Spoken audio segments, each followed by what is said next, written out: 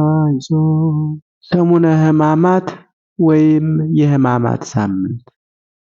በሰሙነ ሕማማት ይህንን አድርጉ። እንኳን ለታላቁ የዐቢይ ጾም ለሰሙነ ሕማማት አደረሰ።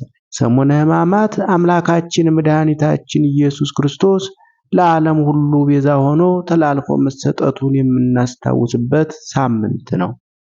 ይህንን ምክንያት በማድረግ የሥርዓት ለውጥ ሲደረግ ሲመለከቱ ግራ የሚጋቡና ሥርዓተ አምልኮውን በሚገባ ከመከታተል ይልቅ ሥርዓት የጣሱ እየመሰላቸው የሚጨነቁ ስላሉ ልናደርገው የሚገባንን እነግራችኋለሁ። በስመ አብ ወወልድ ወመንፈስ ቅዱስ ብሎ ፊትንና መላ ሰውነትን በትምህርተ መስቀል ማማተብ አይከለከልም። ከካህን እጅ ቡራኬ አንቀበልም፣ በካህኑ እጅ ያለውን መስቀል አንሳለምና ማማተብም የለብንም በሚል ፍልስፍና ካልሆነ ማማተብ ክልክል ነው ተብሎ የተጻፈበት ቦታ የለምና። የሚከለከል ጸሎት የሌለ መሆኑን አውቃችሁ ያስለመዳችሁትን ጸሎት በትጋት ጸልዩ። መስዋዕት ካለመሰዋታችን ቅዳሴ ካለመቀደሳችን በቀር በዚህ ሳምንት ከብሉይ ኪዳን መጽሐፍ ጀምሮ እስከ ሊቃውንት ድርሳናት ድረስ በቤተ ክርስቲያን የማይጸለይ ጸሎት የለምና ሰላምታ መስጠት ከጸሎተ ሐሙስ ዕለት በቀር አልተከለከለም። እሱም ቢሆን አምላካችን ኢየሱስ ክርስቶስ በይሁዳ ሰላምታ ተላልፎ መሰጠቱን ለማስታወስ እንጂ ሌላ የተለየ ምክንያት ስለሌለው በመርሳት ወይም በሌላ ከድፍረት በተለየ ምክንያት ሰላምታ ያቀረበላችሁን ሰው ልታስደነግጡና ትልቅ ኃጢአት እንደሰራ አድርጋችሁ ልታስጨንቁት አይገባም። በስመ አብ ወወልድ ወመንፈስ ቅዱስ አሐዱ አምላክ ብሎ መጽሐፍትን ማንበብ ወይም ሌላ ስራን መጀመር ይቻላል። ስመ እግዚአብሔር መጥራት የምንከለከልበት ጊዜ መቼም የለምና የጌታችንን ሕማሙንና ሞቱን የሚያስታውሱ መጽሐፍትን በማንበብና በመስማት ጊዜያችን መወሰን ይገባናል።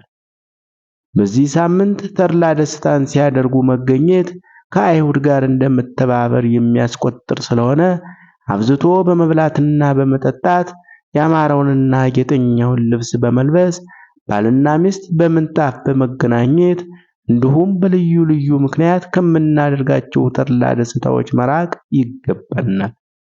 ቅዱሳን በዘመናቸው ሁሉ ባሰቡት ጊዜ የሚያስጨንቀውን የክርስቶስን መከራ እያሰብን ለጥቂት ጊዜም እንኳ ቢሆን የክርስቶስን መከራ በሰውነታችን ማሰብ ይገባናል።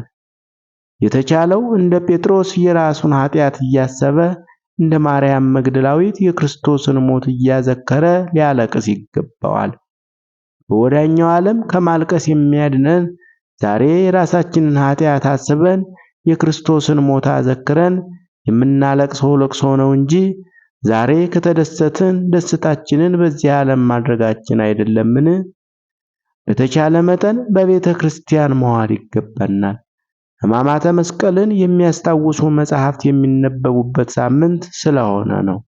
ነገር ግን በልዩ ልዩ ምክንያት በቤተ ክርስቲያን መዋል እንኳን ባይቻላችሁ ባላችሁበት ቦታ ሆናችሁ እየዋሻችሁ በሐሰት የከሰሱትን እየቀማችሁ ልብሱን የገፈፉትን ሰው እየደበደባችሁ በጅራፍ የገረፉትን በወንድሞቻችሁና በእህቶቻችሁ ላይ እየፈረዳችሁ በክርስቶስ ላይ የፈረዱበትን በሰዎች ላይ እየዘባበታችሁ የተዘባበቱበትን በሳቅና በሽንገላ ሰውን እየሸነገላችሁ ሽንገላ በተሞላበት ሰላምታ ጌታውንና መምህሩን አሳልፎ የሰጠ ይሁዳ ልትመስሉ አይገባም። ይልቁንም በአይሁድ እጅ ተላልፎ ቢሰጥም ንጹሕ ባሕሪ መሆኑን በማመን እስከ ቀራንዮ የተከተሉትን ደቀ መዛሙርት ልትመስሉ ይገባል። እግራችሁ በመቅደሱ ውስጥ ባይቆምም ልባችሁን ከመቅደስ ልታስወጡ አይገባም።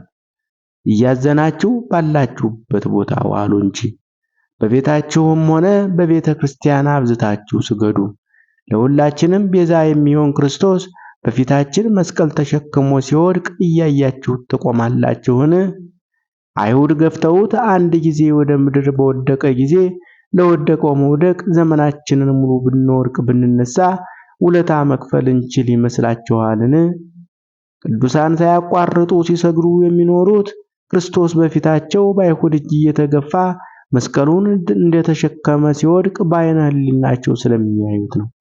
በስንክሳር ተጽፎ የምናገኘው ዜና ሞታቸው እየሰገዱ ሳሉ ሞት ነፍሳቸውን ከስጋቸው ለይቶ እንደሚወስዳትና ለስግደት ታጥቀው እንደተንበረከኩ እንደሚገኙ ይነግረናል። የተሰቀለውን ክርስቶስን የሚያስብ ሰው ለሰውነቱ እረፍትን አይሻም። ከሁሉም ሰው ጋር ፍቅርን አድርጉ። ሰውን ለመውደድ ምክንያት አታብጁ። ክርስቶስ አሳልፎ የሰጠውን ይሁዳን ወዳጄ ብሎ ሲጠራውም አትሰሙትም። እግዚአብሔርን አንተን ያለ ምክንያት እንደወደደህ አንተም ያለ ምክንያት ሰውን መውደድ ልመድ። ክርስቶስ አንተን ጠላቱ ሆነ ሳለ ፍቅርን ካላጎደለብህ ለጠላትህ ፍቅርን አታጉድልበት። ክርስቶስ ይሁዳን ወዳጄ ብሎ ከጠራው አንተም ይሁዳዎችህን ወዳጄ ብለህ ጥራቸው። አውቃለሁ ጠላትን መውደድ መራራ ሐሞትን ከመጠጣት በላይ መራራ ነው። ነገር ግን እኔም ለይሁዳዎቻችን ፍቅርን እንስጥ ማለቴ መራራ ሐሞት የጠጣ ክርስቶስን እንድንመስለው ነው።